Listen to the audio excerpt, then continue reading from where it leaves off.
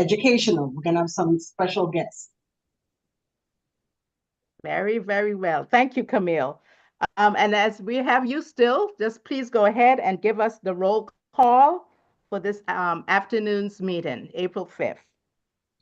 All right, thank you, Cheryl. All right, so I'm on a roll. So um, our president is Christy Newton. Is she present? Okay. Next, we have our PR, Miss Cheryl Fegg. Is she present? Present All and right, accounted for. good. And our Sergeant of Arms, Mr. Sion Rodney. We can't hear you, but we see you. And I'm here, Camille, the Vice President. Thank you so much. Back to you, Cheryl. Oh, Present. thank you. Thank you. And thank you, Camille, for that roll call. We're going to get straight into the agenda. But before we do that, we just want to say a pre-happy Easter to all our listeners. And as Easter is coming up pretty soon, I believe it is April 20th. That's correct. Um, some traditions in the Caribbean, and here so in Georgia, we do flying, maypole dance, and so on and such. It's been a long time for me personally since I've done kite flying. I give or take 50 something years. However, it's a big tradition come Easter and Easter Monday in the Caribbean. So kite flying is a competition in its own self, all right? Um, there's bamboo that you make your kites with. You paper it real nice, decorate it as best you can, and you have the long tail that goes with it. Now, in the Caribbean, of course, it's always nice and windy. Not windy, but not, a nice breeze. So you go out, whether you go out to the beach or into the pasture, as they call it, the recreation ground, wherever there is an open space, and each and everybody fly their kite. They string it up, they run a little distance, and the kite takes off into the air. All right. Now, it's fun because it's, like I said, it's a competition. So you're there and your kite sings based on what the bamboo is made of, or the paper is made of, or the string, how long it is, or the tail. So you hear your kite singing in the sky as maneuvering it. You're still up there, you maneuver it like a toy, but it is so fun. And at the end of the day, usually there's a competition, like I said, so you get a prize, not a kite, but you do get a prize. So I just wanted to express one of the traditions that happens during Easter Monday in particular, because of course everybody dresses up for Easter Sunday. So that's my take. If anybody has any other little tidbits for Easter kite flying, that's just one tradition. There are many. So please, you could share with us. All right. Anyone on the board would like to share anything else? The only thing I remember about Easter is going to church on Easter Sunday, dressed to my best. And the other thing would be looking forward to the bun and cheese, Fun. and I think it was red wine. I wasn't a drinker now. I'm not a drinker now. I wasn't a drinker then, but that red wine was really good. That's what I remember. Well, like they say, Jesus served that wine, so it's all good. All right. Anyone else before we move on to our special guest? Okay. Well, I just Well, remembered. tonight, this. Oh, no, I was saying, I remember in addition to the bun and cheese, we would have fish and bami. So that's what I remember. Hmm, Fish and bami. All all those, right. and breadfruit, those kind of provisions. Yeah, so that was Okay. a treat. Nice. Nice. Well, like I said, it's only in a couple of weeks. So Camille, I'll be over at your house for some fish and bami, and Camille, I'll be there for the bun and cheese. All right. Okay. All right. Okay. So now Everybody's we're gonna invited. do an island celebrating something in April. Not all the time we get an island that has been loaded and blessed in the Caribbean that is also unheard of a little bit. But today we have Mr. Conrad Fitzgerald Rogers, who hails from the beautiful island of Anguilla, not Antigua, Anguilla. Mr. Conrad was born in Anguilla. He completed his primary school and secondary education in Anguilla. He also received his Bachelor of Agriculture degree from the historic Black University of Tuskegee in Alabama in 1994.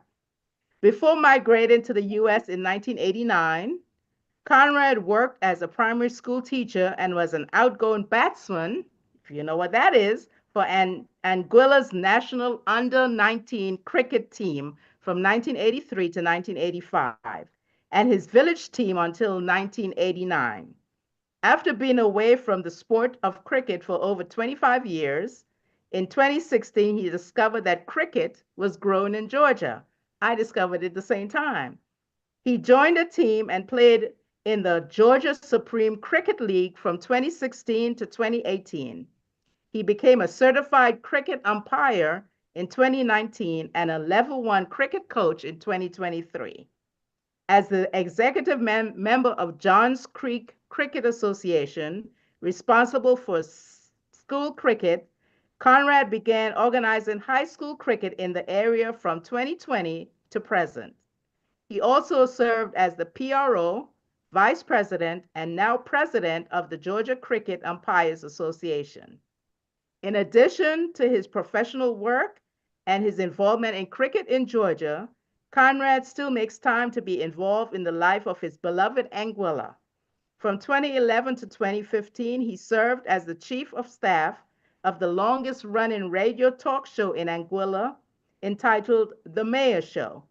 He wrote articles in the local Anguillian newspaper and recently started the Anguilla Cricket Academy. Please welcome our Anguillian to the panel and this evening's guest, Mr. Conrad Rogers. Conrad?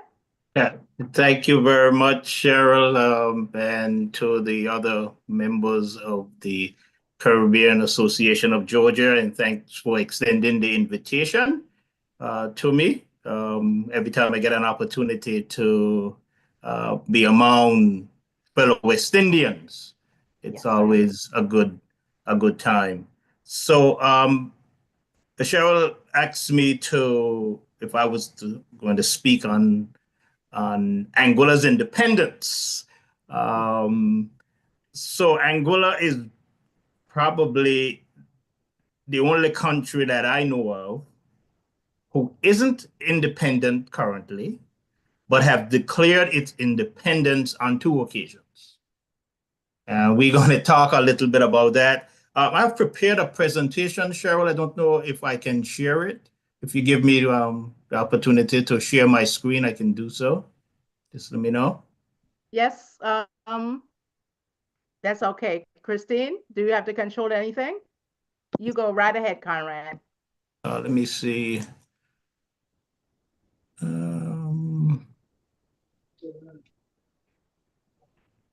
Reading. Okay, you got it. All right, are you seeing my screen? Yes. Okay, so I've prepared a presentation entitled The Anguilla Revolution, a bloodless struggle for separation from the tri-island state of St. Kitts, Nevis, and Anguilla. The topics I'm going to cover are the historical background for that situation. I have a slide entitled Disrespect, Neglect, and Hardship. Enough is enough. The major events and timelines of the Anguilla's revolution, some of the main actors involved in Anguilla's revolution, some of the scenes of Anguilla's revolution, and if we have time, we'll engage in some question and answer. So, the historic background of Anguilla's revolution. Oh, I didn't know that. The Anguilla Revolution is referred to as the period between 1967 and 1969 in Anguilla. But the background started long, long, long before that. St. Kitts was settled by the British in 1623, and the geography of St. Kitts and all of the three islands play a role, as you will see as I go through this presentation, in what ended up coming the Angola's Revolution. Most people start discussing Angola's Revolution in 1966 or 1967, but the roots of Angola's Revolution started way before that. So St. Kitts was settled by the British, as I said, in 1623, and the geography of St. Kitts is that it's 69 square miles, it is volcanic, it has fertile soils, and it has an annual rainfall in the low areas of 39 inches, and in the more mountainous areas of 79 inches. Nevis, which is just 2 miles to the south of St. Kitts, was settled by British settlers from St. Kitts in 1628, just 5 years after it was settled, St. Kitts was settled. It too is volcanic. It too has fertile soils, and it too has a very high annual rainfall of 46 inches a year. Anguilla, on the other hand, is 68 miles from St. Kitts. And it was settled by British settlers from St. Kitts in 1650, over 27 years later. It is only 35 square miles. It is flat. It has coral and limestone soil, so it's not very fertile. And it has an annual rainfall of less than 30 inches. That geography, that distance between Anguilla and St. Kitts and Nevis played a huge role in setting up the conditions that led to Angola's revolution in between 1967 and 1969. So in 1882, the British joined these three islands in what they referred to as a British dependency called St. Kitts, Nevis, Anguilla. Anguillians were not in favor of that union then, and neither were they in favor of the British decision in 1825, almost 50 years before then, to dismantle what was Anguilla's real local system of governance, which was a vestry type system. And then in 1966, leading up to 67, they certainly weren't in favor of what was then starting the process for Anguilla, St. Kitts and Nevis and Anguilla to become a state, which is a precursor to independence. Historically, Anguilla felt resentment to being governed by and from St. Kitts and being expected to be politically subservient to St. Kitts, the level of government there. That led to disrespect, neglect, and hardship for Anguilla. The British decision to formally unite Anguilla with St. Kitts and Nevis politically in 1882 against the loudly expressed objection of Anguillians was not the first time that that level of disrespect or disregard for the wishes of Anguilla was shown. As I said before, in 1825, and this was out of political expediency, the St. Kitts settlers were allowed to make laws for Anguilla. The British set up a legislative union, and Anguilla was governed from St. Kitts. Laws were made that affected Anguilla, but they were made by people in St. Kitts. When slavery ended in 1834, the little economic development that had occurred in Anguilla, that situation worsened. Because throughout the Caribbean, the economic development that occurred in these islands were only economic development that was geared to sustaining, promoting, and developing the slavery and the benefits of slavery. Britain was not invested in these islands for the sake of these islands. Britain was investing infrastructurally in these islands to support its economic withdrawal, exploitation of the resources that were being offered that they could exploit from these islands. So Angola never really had the conditions that made it agriculturally worthwhile for Britain. And so very little infrastructure development was placed in Angola because there was very little economic returns for the British planters from cultivation of sugar and then tobacco, those crops. But the larger island, in particular St. Kitts, with the very fertile soil, lot more land, high rainfall, those factors led to far more infrastructure being developed in St. Kitts. Angola went through a period in the 1890s of long, prolonged droughts. And even after slavery ended in 1834 by law, most of it took effect in 1835 and beyond. But in 1872, because of the hardship, the Anguillians there petitioned the British government to dissolve this legislative union that was formed in 1825 and allow Angola to be administered directly from Britain. That petition was ignored. In the 1920s and the 1930s, because of the Great Depression in America, it caused many Anguillians to migrate to the Dominican Republic and to Aruba and to Curacao out of hardship. There were no opportunities to work and feed themselves, create a family. There was actually a suggestion that Anguillians were to leave Anguilla and go to Guyana. And actually some people did. Certain families moved and went to Guyana because there were more opportunities there to survive. So in leading up to 1967 and revolution, Anguillians had gotten to the point where they said enough is enough.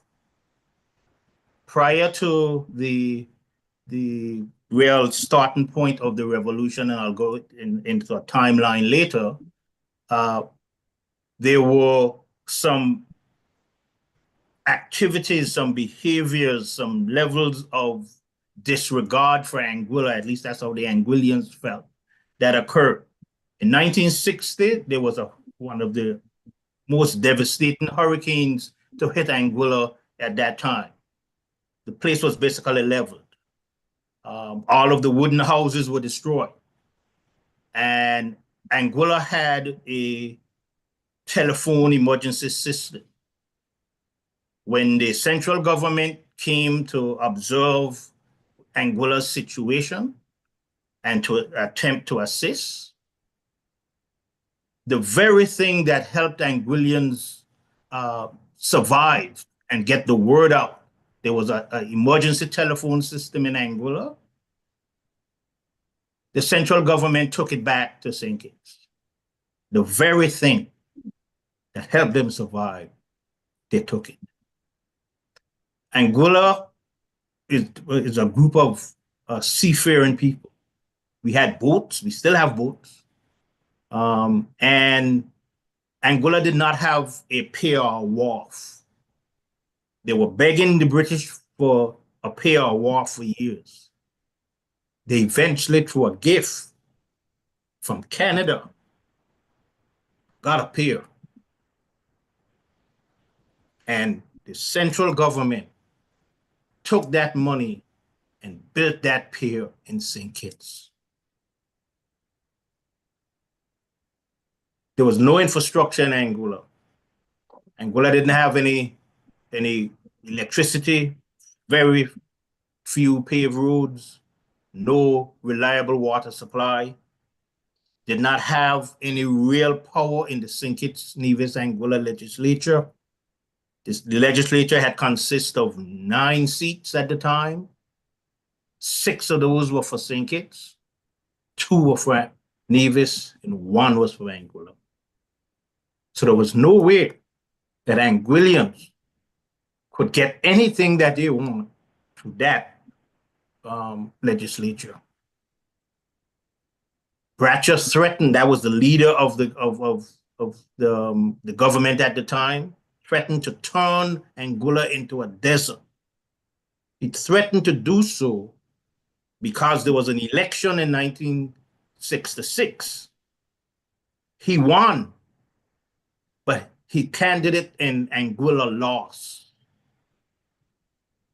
And he took that personal and threatened to turn Anguilla into a desert. Bratcher made numerous attempts in public that he was going to turn Anguilla, he was going to put bones in Anguilla people's rice and put pepper in their soup. The Anguillan representative, the lone representative in that legislature, attempted numerous times, letters, whatever, for the government to pay attention to the needs of Anguilla, the concerns of Anguilla, but they were ignored. Anguillians had gotten to the point where they went to the opposition party in St. Kitts, hoping that they will help. So they had gotten to that point where they said enough was enough, and Anguilla was on a path to going in the statehood and then eventually independence. And they felt as if they couldn't get anything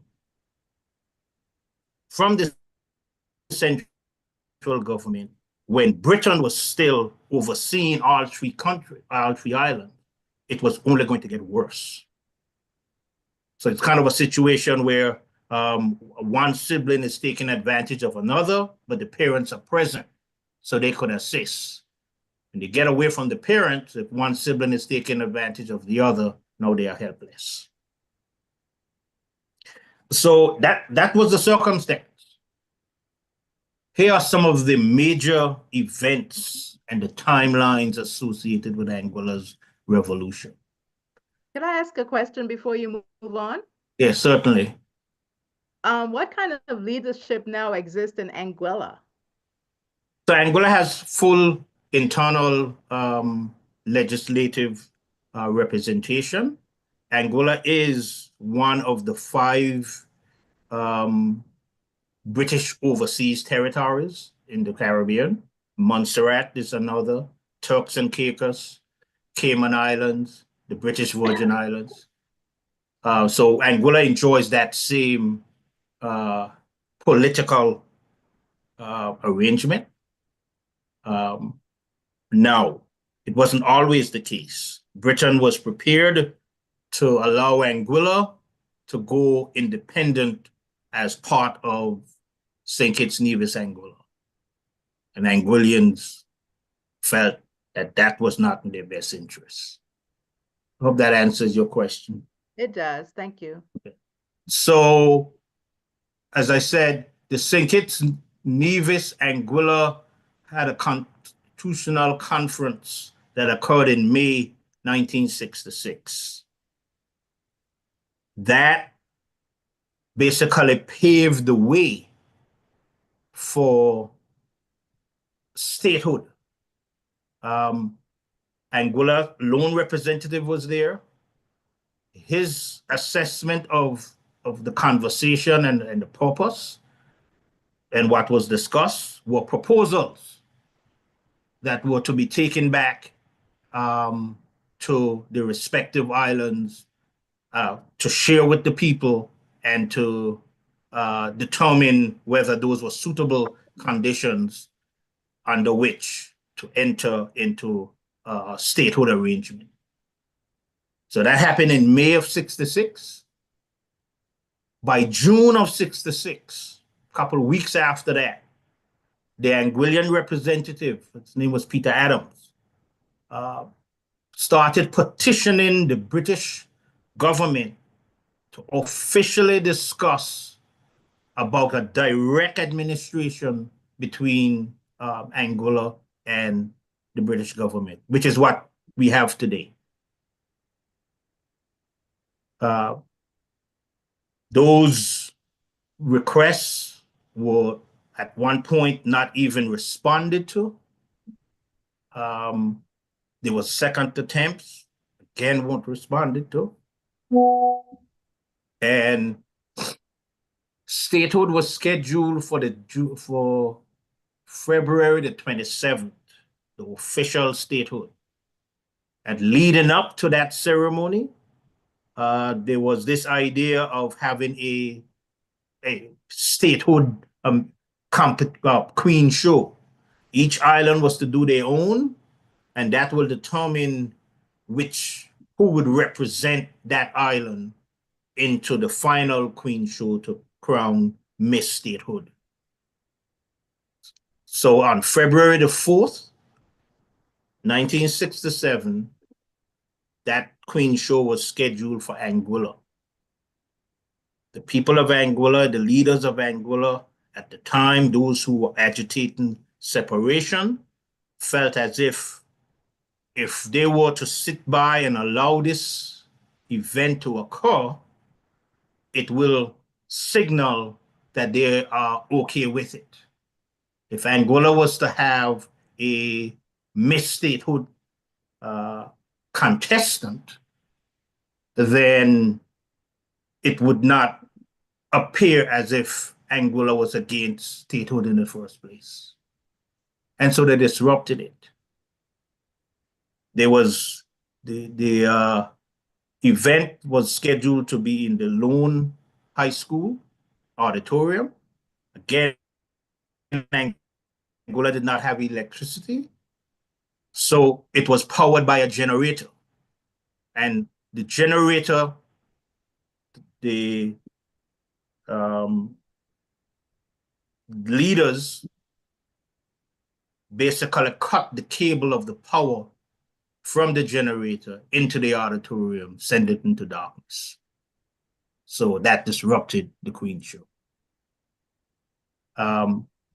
Statehood ceremony did not occur because people protested, but on that day, it was scheduled for February 27th, the warden was said to have, in his pajamas, went out and changed the Union Jack flag to the statehood flag and went back to bed.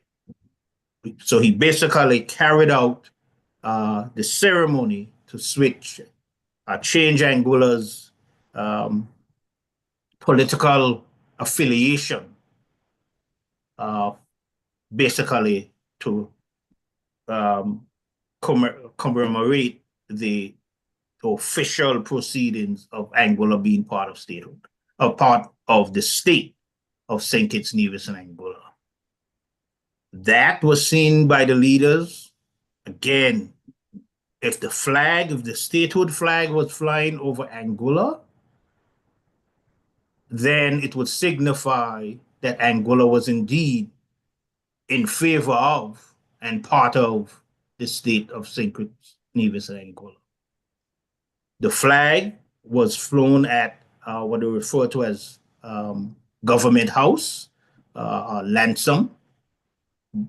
And the word is that the goal was to destroy the flag, but the flag was flying above the building. And in order to destroy the flag, the building got destroyed in the process.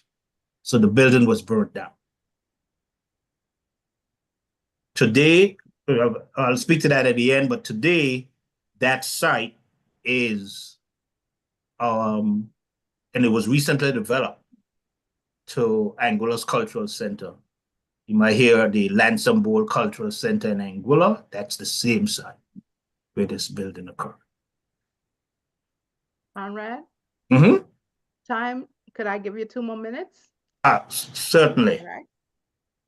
All right. So again, I can share this presentation with you. As you can tell, this is emotional for me. Yes. It is in part because my dad was involved in this. Right. So that's where that comes from. Right. I didn't intend to be emotional about it, but it is what it is. It's raw. It's your foundation. Right. So the bottom line is there were lots of attempts to separate. They were ignored. And then there were efforts by the British and the central government, involved Caribbean leaders trying to, what they refer to as settle the Anguillan problem. And they are listed there. Anguillians remove the central police. There were about 16 of them from the island. Of all of the issues that are associated with Angola's revolution, the event on June 10th was probably the least advised of all of the activities. And so there was an attack on the police stations in St. Kitts.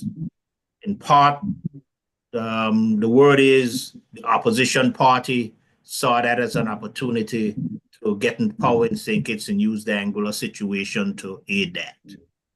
Right? After Anguilla did not get what it wanted in terms of separation officially, they had a referendum. That one happened in July the 11th. And they declared themselves independent. Independent for them was separate from St. Kitts. Didn't get what they want. Eventually, they had a second referendum in 1969, February the 6th, and that was really about separating not just from St. Kitts and Nevis, but because Britain was not adhering to Anguillians' need, they were going to separate from England as well.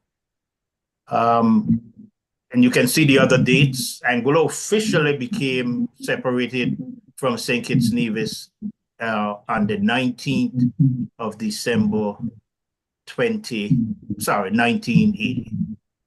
I'm going to quickly go. These are some of the pictures. Because of time, can't go into those. But the pictures on the top, those are some of the revolutionary leaders. This picture right here, that's Peter Adams. He was Anguilla's lone representative in the central government at the time. This is Bradshaw. That's Southwell, who was the vice premier at the time. And this was Fred Phillips, who became the governor of St. Kitts. I think he was the first. These are some scenes of what those protests look like. This picture represents the burning down of the building. Anguilla was invaded by British on March the 19th, 2069. This is a picture of one of the British paratroopers. And these are, this guy, Ronald Webster, became the father of Angola's nation. I think I'm out of time for questions, but yeah, I'll try to answer them at this time. Madam President?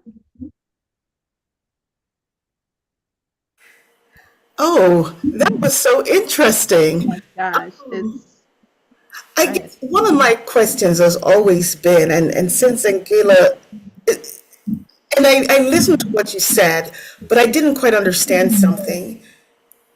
Does Anguilla, and I might be pronouncing it wrong, is it Anguilla or Anguilla? Yeah, we say Anguilla phonetically, it is Anguilla, but I want to make sure I have it right. So Anguilla.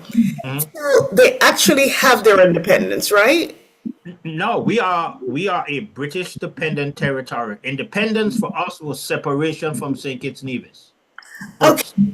So that brings me to my other question, because I've always wondered this. I've always wondered what's the advantage of an island getting its independence versus an island not having its independence. Are there benefits, positive benefits? Well, for us, they are. Like I said, Angola did not have paved roads in 1967. It has paved roads today. Anguilla did not have electricity island-wide. It has island-wide electricity today. Anguillians could not work in Anguilla. They had to go all over the Caribbean, all over the world. That is not the case today. Several islands, Kittians, Nevisians, people from Dominica, people from Guyana, from Jamaica, all over the Caribbean are now coming to Angola to work. Most of our police officers are Bajan. Right? So from that perspective, Anguilla's case, it was the right thing to do. Now, Anguilla, I'm one of those who believe that Angola is going to grow up like the rest of all countries and become independent from Britain. I look forward to that day when that happens. But Angola in 1967, going into statehood under a central government where there was no balance of power, no real say, was not in the best interest of Angola.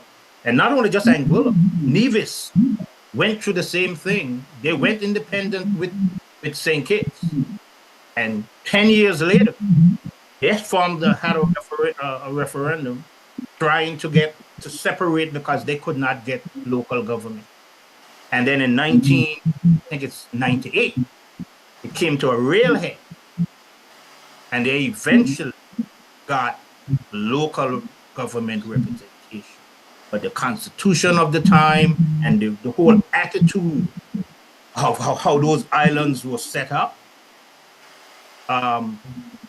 it was, and my dad used to refer to this as Angola was double colonized, both by Britain and then because of this forced relationship by the central government. I have one question. Yes. Where does Anguilla get their most revenue from? We are primarily a tourist destination.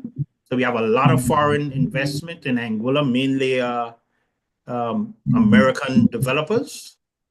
So that is our huge revenue generator. Recently, because of this movement to AI, Angola's domain name is .ai. And several, that has become a huge revenue generator for Angola in the last, I would say 3 years, since this whole movement, ChatGPT and all of that got out. Our company registration, the numbers has skyrocketed in the last 3 years. So between tourism, still the main revenue generator, .ai is pulling its weight. So that's really the two right now. I have a quick question. Mm-hmm. So what is one of, and I don't want to pronounce Anguilla. popular Easter tradition? What do you guys have? I was smiling when Cheryl was talking because again, Anguilla it's in the Caribbean. I was and remains every chance I get. I made kites. I was one of the known kite makers in my village. I flew kite. I'm one of those who voice objection to the stringent policies that were put in place to limit kite flying for Easter. Good Friday for me was flying kite. Yes, my mom made us go to church and she will cook salt fish and dumpling and all of that. But for me, it was kite flying. So that's a big thing. We have the typical Easter service. Food is involved. Kite flying for me was a big thing, and still is to some people. Only the issue is that because of the lot of air traffic and Anguilla is small, they are limiting the areas where it can occur. Hope that answered your question. Thank you. Yes. This has been so informative. By permission of the president, I would like to invite you back to continue this and also to elaborate on the cricket in Atlanta. All right, because that's I've been involved, as you know, with you guys for a while. I love cricket, men and women's cricket, but it's still a hidden gem within the Atlanta community. So hopefully, you know, maybe Caribbean Heritage Month, we could invite you back as a cricketer and the president of the association here in Georgia. Would that be okay? Certainly. One final question to ask. Is there an Anguilla, if I'm pronouncing it right, association in Georgia? No. would That know. subject has come up a lot. No, there isn't. There are several Anguillians here. I started a list a couple of years back. Just off the top of my head, it was about 50. But what I saw happening is that I was going to have to lead it, and I just didn't have the time. I don't have any more bandwidth with all that is going on. But I'll certainly be supportive. But between cricket, work, family, I haven't taken on that task yet. Well, we would like to tell you that this is recorded on YouTube. So we would send you the link and you can, you know, share it with the 50 people that you do know. And we too will also like encourage the Anguillians that we do know in Atlanta and the Kittians, because, you know, I think all of us is still one, but yeah, so I want to say this because this comes up a lot. I am the son of an Anguillian man, a Kittitian mom. I have a Nevisian grandparent. The issue that Anguilla had with St. Kitts had nothing to do with the St. Kitts Anguilla people. It had to do with the administration. gotcha. Yes. Yes. Wow. Thank you so much again, Conrad. We will definitely make sure that you come back on as the cricketer and with more information on Anguilla, because I think this is needed to be heard. As Totally. long as I have the time, can fit it into my schedule, I'll make a special effort to attend. Well, thank you. So, Madam President, do we have other guests? Is our tax season person coming on? No, she is not coming on at this time. She was supposed to send me something to share, but unfortunately, everybody is at the tax office, and so she is overwhelmed. So Definitely. we can just remind our community that April, I want to say April 15th. 15th, but I got to double check because it depends if it's a Monday or a Sunday. I have to. It's a Tuesday. It's a Tuesday, April Yeah. 15th it is.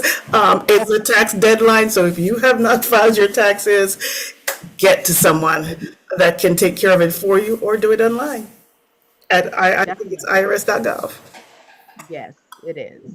And in that same frame of thought, we would like to continue with you, Madam President, with our calendar of events for upcoming on the Caribbean Association of Georgia. All right, well, thank you so much. Let me share my screen because Caribbean Association of Georgia has lots of good things to share with you. First, I would like to thank our sponsors for the festival coming up June 7th. If you are not a sponsor, this is the year to be a sponsor. It's going to be a historic year. We want to thank Karma Injury Law, Interactive College of Technology, Authentic Caribbean, Rag Music, and 103, Clayton County Board of Commissioners, Ezzy Spotlight, Team Storm, that's going to be representing at our festival. So I want to just first get that out of the way and thank our sponsors. But know that if you are not a sponsor, please sign up now. It will be a historic year for CAG. And we mentioned taxes already. I will repeat. If you haven't filed, get it done, get it done, get it done. Right, some things that we have coming up, fundraisers that we want you to partake. Normally we do fundraisers, we have events and so forth. And I wanted to involve the community, everyone, to partake. A lot of people eat pizza, and we have an opportunity at Pizza Hut at 7157 Mount Zion Boulevard in Jonesboro. April 29th, it's CAG Day, and that's Caribbean Association of Georgia Day. All day, you can do the drive-through, you could do the dine-in, you can order, just mention Caribbean Association of Georgia. 20% of those funds go back to help us with our mission. So you don't have to really come out, eat, and help us. Raise funds for our organization. If you want to know more information, go to groupraise.com, events 303056, or just go to our website, caribbeangeorgia.org. Another thing we have coming up, if you have not joined our team, Walk and Wine is happening May 3rd. And yes, we have fun. And Sion is going to be headline. I know he's going to be out there in his Guyanese outfit. So I want you guys to come out and have fun.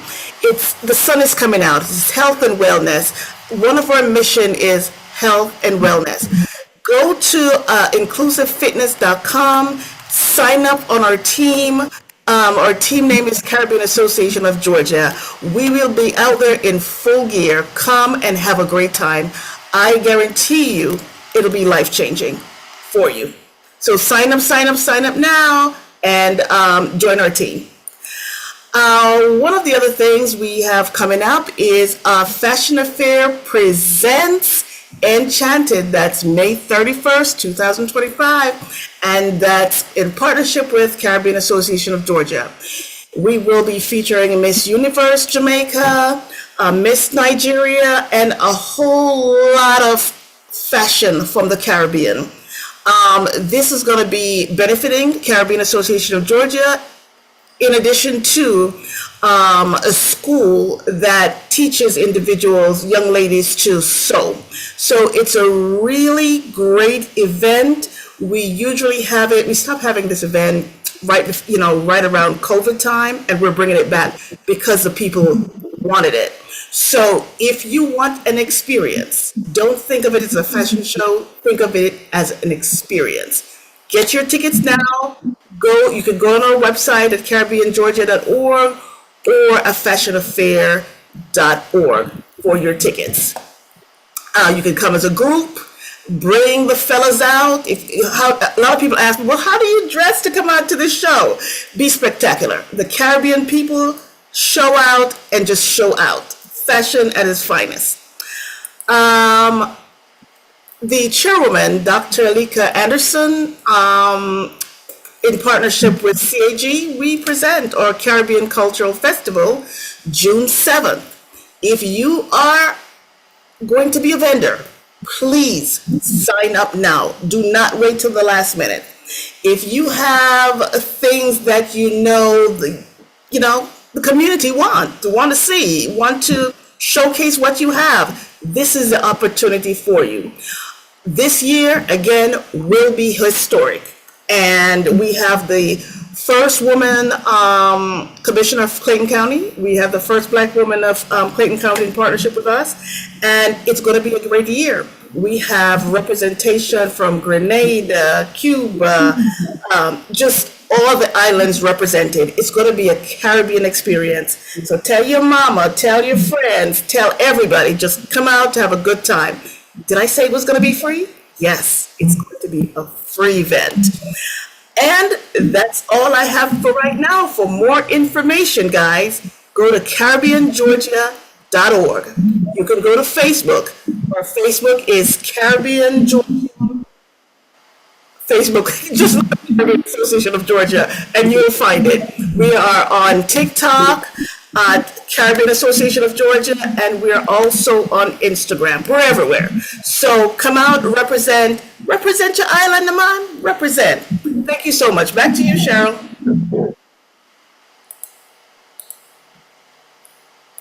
Wow, Christine, we have a lot going on, and I'm so proud to be part of this CAG, because the more, the better, as they say. Okay, so we're going to be prepared and ready for June 7th, May 31st, May 3rd. Hey, I memorized everything that you said. We'll be ready for all the CAG events. And I'll just segue right now to membership. Oh, well, can't see too much. I am the PRO, as mentioned earlier. And yesterday, you may have received a call-in post to our members. But now we are encouraging more people to become members of the Caribbean Association of Georgia. It is easy. It is simple. It is not costly at all. $30 for individual. For family, it's $50. And you could go straight to the CaribbeanGeorgia.org under membership. Click on there. Join us. Because listen, as Christine had mentioned, we are about fun, but we're also about health and wellness, humanitarian, events, business, marketing. We are about everything with Caribbean Association. All right? That's what it is, Caribbean Association. So knock on the door, go to CaribbeanGeorgia.org, sign up, and become a member. All right? And you will join this lovely, lovely, energetic group. Right now, I'm going to go back to Christine. I just wanted to mention also that, guys, we are looking for volunteers. So if you want to take that day to come out and help us, go to the website and sign up. We want to use your talent. We want to use your gifts on that day because, yes, we need Caribbean help. We will take everyone anyway. You don't have to be from the Caribbean to sign up. Just go to CaribbeanGeorgia.org and click on the options to sign up to be a volunteer. Yes, we will put you to work. Thank you so much. Do we have a treasurer's update at this point in time? No, we do not have a treasurer update. The update that I do have is just we need to raise funds to help with our mission, and we need your help. So fundraising, donations, any way you can help with the festival so that we can present for you at the highest level, it is appreciated. Go to CaribbeanGeorgia.org. All the information is there. You want to be a sponsor? Sign up now. Thank you. I'll volunteer. Oh, thank you so much for this. Now is the fun part. Well, we had a lot of fun, but now is the games part of it. So I would turn it over to our VP, Ms. Camille Fitzsimmons. Camille? Hey, thank you, Cheryl. That's right. We're gonna play some, well, we're gonna have some fun. It's a Q&A. So please don't blurt out the answer. If you know it, just put it in the chat, and the first person can get the answer. You're the big winner. All right, so I try to gear my questions towards the holiday, the Easter. So here it goes. Question number one, very easy one. Blank and blank is a tradition in Jamaica. This stems from the British tradition of eating hot cross buns that symbolize the end of Lent and the crucifixion. What is blank and blank? That's a giveaway. That's so easy. Let's see in the chat let's see what we came up with. Okay, so all right, who is that? Who's that? Christine? Is that Christine? Yeah. That's where we're going for Easter, right? Bun and cheese at Christine. All right, go ahead. The bun and cheese. All right, let me go to my next question. So this means we need bun and cheese sponsors. We need bun and cheese sponsors. Ocheres and all of those folks that sell bun and cheese, reach That's out. right. Royal Caribbean, let's go for them. Let's go. That's right. Bun crust. Come on, come on. All right, so Good Friday approaches. Antiguans and Barbudans will be ready themselves to make one of their traditional dishes, blank and blank. So Good Friday, the Antiguans, Bermudas will be ready, making themselves one of their delicious traditional dishes, blank and blank. All right, let's see who put it up first. He told us on the application. Antigua Barbuda? Um, Fish fry? No. Come on, Sion, you all eat it all the time. The gentleman, Mr. Conrad, mentioned he eats it. Come on now. no, he Blank didn't. and- He like No, a he didn't. One of them, that sirs, yes, he did. That his mom makes. fish and Come chips. on. You can't go right to fish and chips. Let me hear a bit. Okay. So going once, going twice. The answer is Dukana. We say Dukana, but I don't know. Oh, Dukana Ducano. and saltfish. Okay, yeah. D-U-C-A-N-A. Correct me if I'm saying it wrong. And saltfish. All right, next one. We got the fish part. Did we get some kind Got of a fish. No, you're not. There's no points here. Okay. Not all Trinidadians are Catholic, but this is still commonly observed in many Trini homes. Eating the seafood with ground provisions such as blank, blank, blank, and blank. Just give me one of them. Blank, blank, blank, or blank. The Trinis? Right, Trinidad Easter tradition. They usually have seafood with ground provisions, and they eat it with blank, blank, or blank, blank. Seafood. potato? Corn? No. Avocados. Which one? Avocados. No, but that's a good one. They eat Well, roti. oh. What are they gonna eat with? Roti. Well, that was good, but it's no, they don't. I guess not. I don't know. What did you say? Mango. No. And where's my gong, like the gong show? All right, I told them, right? Green So the banana. first Hint. yam or cassava, dasheen, or I don't know what the last one. Edos. E-D-D-O. Sion What is said that? Edos. What is that? Edos. I didn't research Edos. that That one. little It's Edos, yeah. Yeah. What is that? You don't know It's what's a little, Edos? I call it a little baby yam. I don't know how they else. Baby yam, yeah, okay, but so I know Edos is that. Yeah. The last one now in Easter, in Haiti, blank, blank, and blank, blank reign supreme on the dinner table from Good Friday until Easter Sunday. So in Haiti, blank, blank, and blank, blank reign supreme on the dinner table from Good Friday until Easter Sunday. Okay, just name one of them. Joseph Rice, No. black rice. No. No Googling, Sion. He's cheating. Oh no, he's cheating. All right, let me. All right, so in Haiti, fish, salads, and boiled root vegetables reign supreme on the dinner table. Good Friday to Easter Sunday. How interesting! Everybody is like we have the same, but it's a little different. Because in Jamaica we have like the bami, which is what cassava. So with the fish, so we're divided by water, but we're joined by United culture. by, yeah. Yes. All right. So that concludes our game questions. So hope everybody has a happy Easter when it comes. Thank Thank you you. so much, Back my to you, panel. I should play Camille's poem that she did for a newsletter about Easter, unless you have something else. No, we're just right at our agenda. It was just going to be the conclusion, but go ahead. Okay, so Camille did this wonderful poem by Louis Bennett.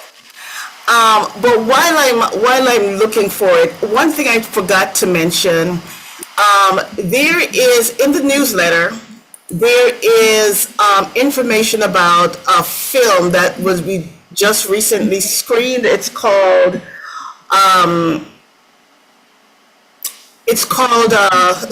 I forgot the name, but I have it right up. It's called What the Storm Taught Us.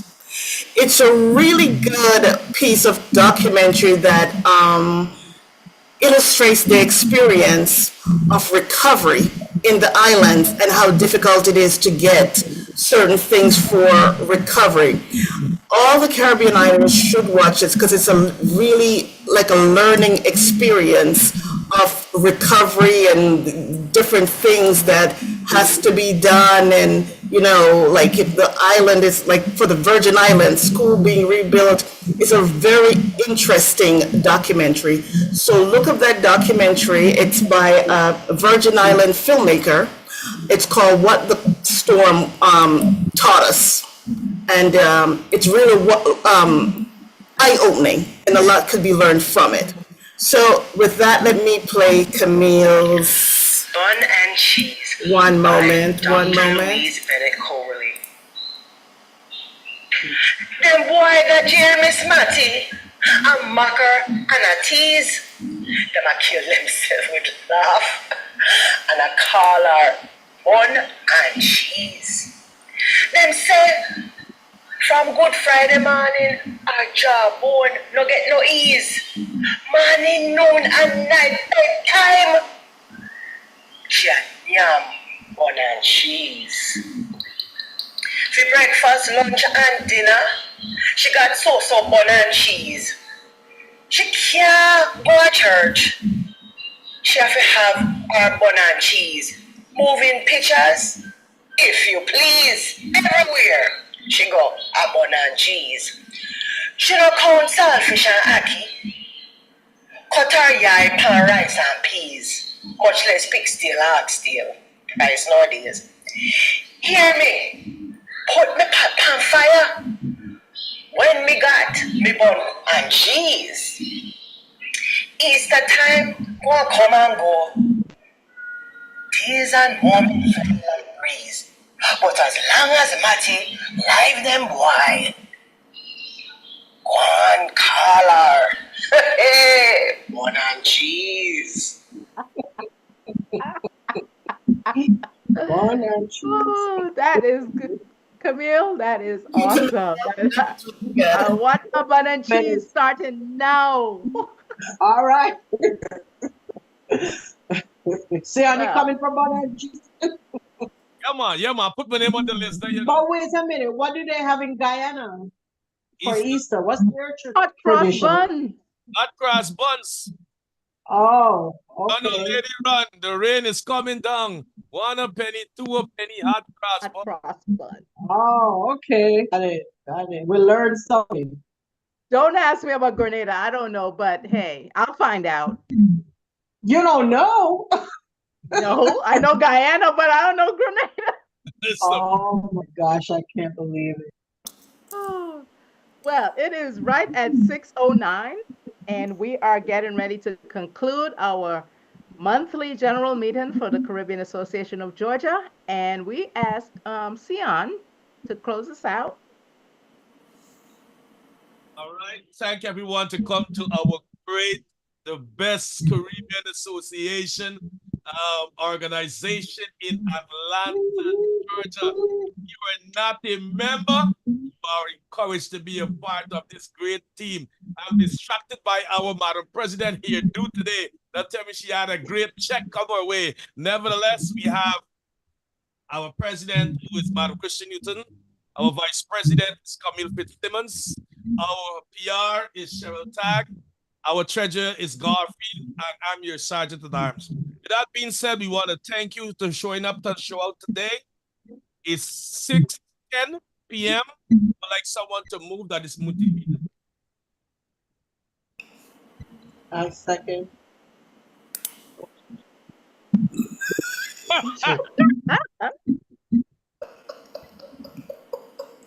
And we also just want to thank once again Conrad for taking the time spending with us this afternoon and giving us those Yes, thank insightful, and we definitely, like I said before, you are welcome to return. All right.